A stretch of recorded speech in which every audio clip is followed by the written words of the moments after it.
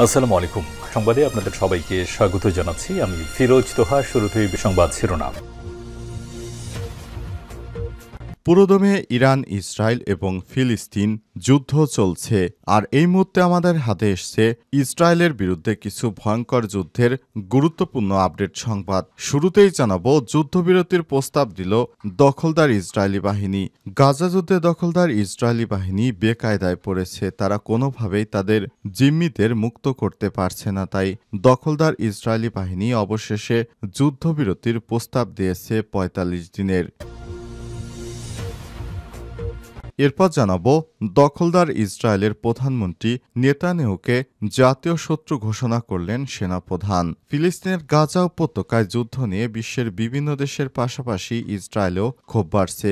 দখলদার নেতানিয়াহু কোনোভাবেই তার দেশ থেকেও তিনি রোশানলের হাত থেকে বাঁচতে পারছেন না। তাকে এবার সাবেক সেনাপ্রধান হালজে জাতীয় শত্রু ঘোষণা করেছেন। এদিকে ইসরায়েলিদের প্রবেশে নিষিদ্ধ করল মালদ্বীপের সরকার। আলহামদুলিল্লাহ, বিশ্বের বুকে এই প্রথম কোনো মুসলিম রাষ্ট্রপ্রধান যিনি ইসরায়েলিদের তাদের দেশে প্রবেশে নিষেধাজ্ঞা জারি করেছেন। এই নিষেধাজ্ঞার ফলে এখন থেকে কোনো ইসরায়েলি বাসিন্দা মালদ্বীপে ভ্রমণ সহ কোনো কর্মকাণ্ডে অংশগ্রহণ করতে পারবে না।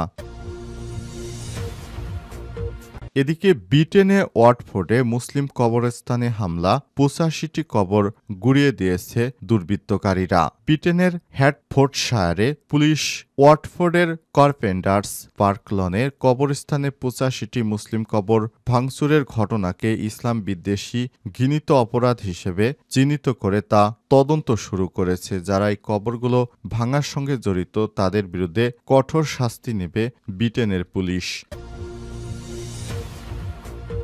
এবং সর্বশেষ জানাবো, আজ প্রধান উপদেষ্টার সঙ্গে বৈঠকে বিএনপি। অন্তর্বর্তীকালীন সরকারের প্রধান উপদেষ্টা প্রফেসর ডক্টর মোহাম্মদ ইউনূসের সঙ্গে বৈঠকে বসছে বিএনপির নেতারা। আজ বিএনপির মিডিয়া সেল থেকে বিষয়টি নিশ্চিত করা হয়েছে। প্রিয় দর্শক, এতক্ষণ শুনছিলেন সংবাদ শিরোনাম, এবারে বিস্তারিত। তবে তার আগে বন্ধুরা, অনুরোধ থাকবে এই সংবাদটিতে একটি লাইক দিন। এই চ্যানেলে আপনি নতুন হয়ে থাকলে আমাদের সংবাদটি দেখতে দেখতে চ্যানেলটি সাবস্ক্রাইব করে রাখুন। কমেন্ট করে আপনার মূল্যবান মতামত জানিয়ে দিন আপনি বিশ্বের কোন দেশ থেকে বা বাংলাদেশের কোন স্থান থেকে আমাদের সংবাদটি দেখছেন এবং শুনছেন। আর বন্ধুরা, গাজা যুদ্ধে আপনি যদি নিরীহ ফিলিস্তিনিদের ভালোবেসে থাকেন, কমেন্টে ইয়েস লিখে বিশ্ববাসীকে জানিয়ে দিন। এবারে বিস্তারিত। যেসব সত্ত্বে যুদ্ধবিরতির প্রস্তাব দিল দখলদার ইসরায়েলি বাহিনী। ৪৫ দিনের নতুন যুদ্ধবিরতির প্রস্তাব দিয়েছে দখলদার ইসরায়েল। তবে এই যুদ্ধবিরতি কার্যকর করার জন্য শর্ত বেঁধে দিয়েছে তারা, সূত্র আল আরাবিয়া। আজ এই তথ্য জানিয়েছে ফিলিস্তিনের স্বাধীনতাকামী সশস্ত্র সংগঠন হামাস। তারা বলছে, যদি তারা গাজায় আটক বাকি জিম্মিদের মধ্যে অর্ধেককে মুক্তি দেয়, তাহলে ৪৫ দিনের জন্য যুদ্ধবিরতিতে সম্মত হবে দখলদার ইসরায়েলি বাহিনী। মিশরীয় মধ্যস্থতাকারীরা এই প্রস্তাব পাশ করিয়েছেন। হামাসের একজন ঊর্ধ্বতন কর্মকর্তা এএফপিকে জানিয়েছে, ইসরায়েল গাজা যুদ্ধের সমাপ্তি নিশ্চিত করতে ফিলিস্তিনের সশস্ত্র গোষ্ঠী হামাসকে নিরস্ত্র করার দাবি করেছিল, কিন্তু এটি একটি লাল রেখা অতিক্রম করেছে। ২০২৩ সালের ৭ই অক্টোবর ২৫১ জনকে জিম্মি করে হামাস।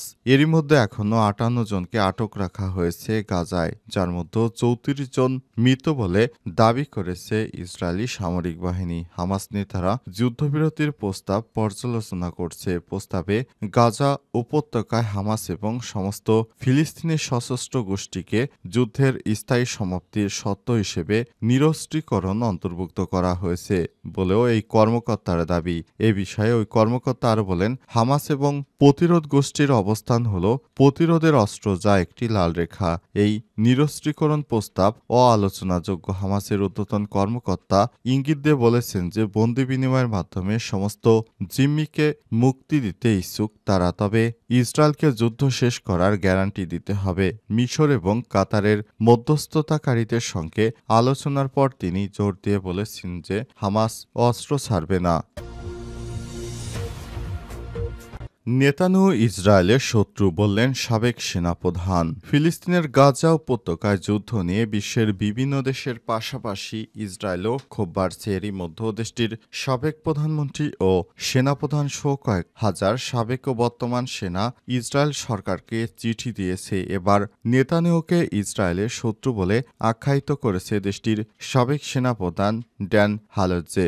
ইসরায়েলি সংবাদ মাধ্যম চ্যানেল 12-এর বরাত দিয়ে সংবাদ মাধ্যম আনাদোলো এজেন্সির প্রতিবেদনে বলা হয়েছে, সোমবার 14 এপ্রিল এক সাক্ষাৎকারে ইসরায়েলি সেনাবাহিনীর সাবেক প্রধান ড্যান হ্যালজ্জে বলেছেন, বেঞ্জামিন নেতানিয়াহু ইসরায়েলের শত্রু। তিনি এই দেশের নিরাপত্তার জন্য সরাসরি হুমকি। ইসরায়েলি চ্যানেল 12-কে তিনি আরও বলেছেন, শত্রুকে দমন করা বা কারারুদ্ধ করা উচিত, তবে হত্যা করা উচিত নয়। নেতানিয়াহুর লিকুদ পার্টি হ্যালজ্জের এই মন্তব্যের তীব্র নিন্দা ও প্রতিবাদ জানিয়েছে। দলটি বলছে, গণতন্ত্রের বিরুদ্ধে গুরুতর উস্কানি এই প্রধানমন্ত্রীকে হত্যা করতে চরম বামপন্থীদের উৎসাহিত করবে। দলটি আরও বলেছে, আইডিএফের ইতিহাস সবচেয়ে ব্যর্থ চিফ অব স্টাফ হ্যালজ্জে প্রধানমন্ত্রীকে এমন শত্রু বলে অভিহিত করেছেন যাকে বন্দী করা উচিত। এটি মত প্রকাশের স্বাধীনতা নয়। গাজা থেকে ইসরায়েলি জিম্মিদের ফিরে আনা এবং ফিলিস্তিনের ছিটমহল যুদ্ধ বন্ধের দাবিতে সাবেক ও বর্তমান সেনাদের জোরালো আহ্বানের মধ্যে হ্যালজ্জের এই মন্তব্য এলো। গত 18 মার্চ যুদ্ধবিরতি ভেঙে গাজায় নতুন করে হামলা চালাচ্ছে দখলদার ইসরায়েলি বাহিনী। 2023 সালের অক্টোবর থেকে গাজায় ইসরায়েলি নৃশংস হামলায় প্রায় 51,000 ফিলিস্তিনি নিহত হয়েছেন, যাদের বেশিরভাগই নারী এবং শিশু। ইসরায়েলিদের প্রবেশ নিষিদ্ধ করল মালদ্বীপ। পার্লামেন্টে আইন পাশ করে ইসরায়েলিদের মালদ্বীপে প্রবেশে নিষেধাজ্ঞা দিয়েছে খবর জি নিউজের। দেশটির অভিবাসন আইনের একটি সংশোধনী প্রস্তাব পেশ হয় পার্লামেন্টে। তাতে দলমত নির্বিশেষে সবাই প্রস্তাবের পক্ষে ভোট দেয়। সরকার জানিয়েছে, ফিলিস্তিনে গণহত্যার প্রতিবাদে এই সিদ্ধান্ত নেওয়া হয়েছে। মালদ্বীপের এই প্রস্তাব নতুন নয়। গত বছরের 29 মে বিরোধী শিবির মালদ্বীপিয়ান ডেমোক্রেট পার্টির এমডিপি এমপি মিকাইল আহমেদ নাসিম প্রস্তাবটি উত্থাপন করেছেন। প্রায় এক বছর পর পার্লামেন্টারি নিরাপত্তা পরিষেবা কমিটি প্রস্তাবিত পর্যালোচনা করে পাশ করে প্রস্তাবটি পার্লামেন্টে সর্বসম্মতিক্রমে পাশ হয়। তবে প্রস্তাবটি পাশ হওয়ার আগে বেশ কয়েকটি পরিবর্তন আনা হয়েছে। সবচেয়ে বড় পরিবর্তন হচ্ছে ওই আইনের একটি ধারা বাতিল করা হয়েছে। এতে বলা হয়েছে, যদি কোনো ব্যক্তির দ্বৈত নাগরিকত্ব থাকে যার একটি পাসপোর্ট ইসরায়েলে হয়, তবে ওই সংশ্লিষ্ট ব্যক্তিকে মালদ্বীপে প্রবেশ করতে দেয়া হবে না। এ সময় তারা দখলদার ইসরায়েলকে গাজায় যুদ্ধবন্ধের আহ্বান জানিয়েছে। উল্লেখ্য, এর আগের বছরই মালদ্বীপের সরকার নেতানিয়াহু সরকারের প্রশাসনের বিরুদ্ধে ব্যবস্থা গ্রহণ করতে চেয়েছিলেন। এরই ধারাবাহিকতায় তিনি এবার আইন পাশ করে তাদের দেশে ইসরায়েলিদের ঢুকতে নিষেধাজ্ঞা দিয়েছেন। ব্রিটেনের ওয়াটফোর্ডে মুসলিম কবরস্থানে হামলা, 85টি কবর ভাঙচুরে তদন্তে পুলিশ। ব্রিটেনের হ্যাটশোপডালে পুলিশ ওয়াটফোর্ডের কার্পেন্টার্স পার্ক লনে কবরস্থানে 85টি মুসলিম কবর ভাঙচুরের ঘটনাকে ইসলাম বিদ্বেষী ঘৃণাজনিত অপরাধ হিসেবে চিহ্নিত করে তদন্ত শুরু করেছে পুলিশ। কবরগুলো অনেকই শিশু নবজাতকের বলে জানা গেছে। আজ এক প্রতিবেদনে তথ্য জানিয়েছে মিডল ইস্ট মনিটর।